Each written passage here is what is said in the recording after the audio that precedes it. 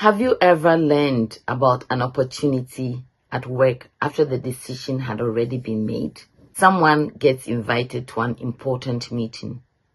Someone gets selected for a special project. Someone hears about an opportunity you didn't even know existed, and you wonder, how did they get into that room? Sometimes it's not because they are more qualified than you. It's because they have something you may not have built yet. Relationships through which information, trust, and opportunity can travel. Let's talk about that today.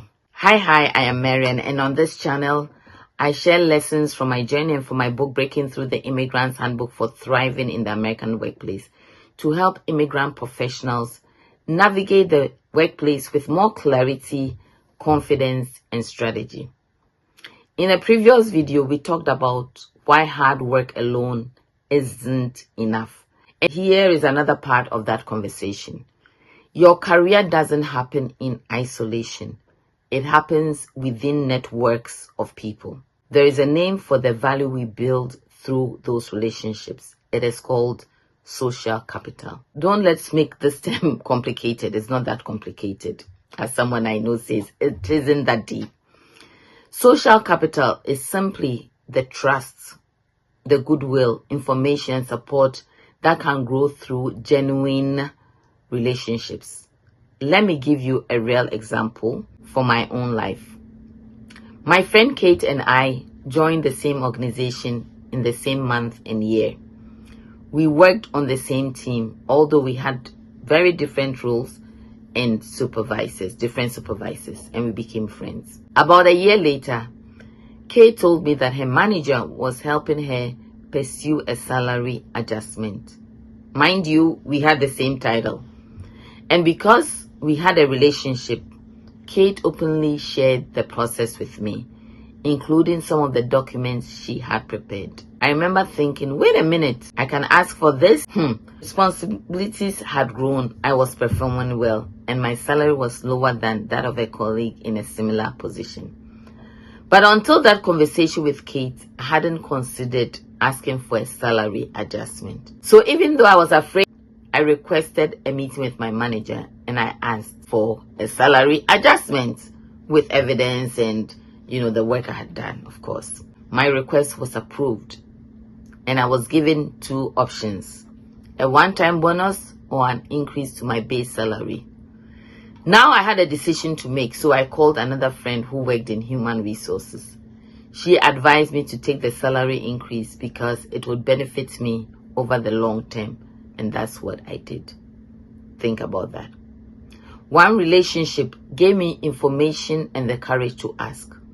Another relationship helped me make a wiser decision. That is social capital. The opportunity didn't come through a formal announcement. It came through a conversation. And this matters. This is where some of us professionals, immigrant professionals, can find ourselves at a disadvantage sometimes. Many of us were taught, come to work hard, respect your leaders, stay out of trouble, let your results speak for itself. You hear me say that. And there's nothing wrong with those values. There's nothing wrong with those values. But information moves through people. Recommendations move through people. Trust develops between people. And sometimes opportunities move through people. So if you only concentrate on the work and never build relationships around the work, you may be missing information that other people are receiving through their networks. So how do you do that? How do you build genuine relationships? Start small. I always say you don't need to become an extrovert if you're not one like me. You don't have to attend every social event. You don't even need hundreds of contacts. But there are a few things you can do. Number one, be curious. Be curious. Ask about people. Ask about their work. Ask people about their work. Curiosity. And you could say, how did you get into this area? Or what is your team working on right now? Listen. And when you see them again, remember something from the conversation and follow up. That is how relationships begin. Don't disappear until you need something. Don't wait until you need a recommendation, introduction, reference, or a job before contacting people. A simple message can keep a relationship alive. It was good speaking with you after the meeting, or I appreciated your perspective. Thank you for sharing that resource. I found it helpful. That's enough. You are building a relationship and you are keeping the door open. Number 2, relationships need to be give and take. So you also need to contribute. You also need to contribute. Don't make every relationship about what you can achieve or you can receive. Share useful information, give people credit, make an introduction when appropriate, offer help when you genuinely can. Healthy professional relationships include contribution. So here's my takeaway. Here's what I want you to remember. You can have hundreds of contacts and very little social capital, because social capital isn't about how many people you know. It's about trust. It's about whether people know you, people trust you, remember you, and understand the value you bring. And sometimes that trust leads to a conversation.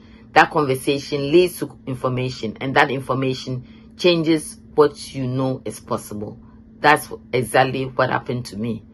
If Kate and I hadn't built a genuine relationship, I might never have known that I could ask for that salary adjustment.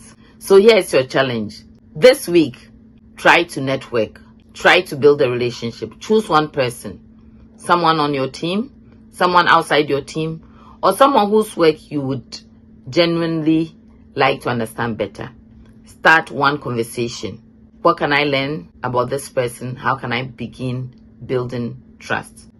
Remember, one conversation may not build a relationship, but it is the beginning of building a relationship. It can begin one. So, your work matters. Your competence matters. Your qualifications matter. But don't build your career alone. You cannot build your career alone. Your skills may open the first door. Trust and relationships can help you reach the next one. Let me know in the comments, what's the hardest for you about building relationships at work? Is it starting the conversation, following up, staying in touch, or asking for help? If this message helped you, like the video, share it with another immigrant professional or another colleague, another friend who needs it, and subscribe for more conversations about navigating the workplace with clarity, confidence, and strategy. And if you are already subscribed, thank you. I truly appreciate you. You matter. You deserve to grow. You deserve to thrive. And I am cheering you on.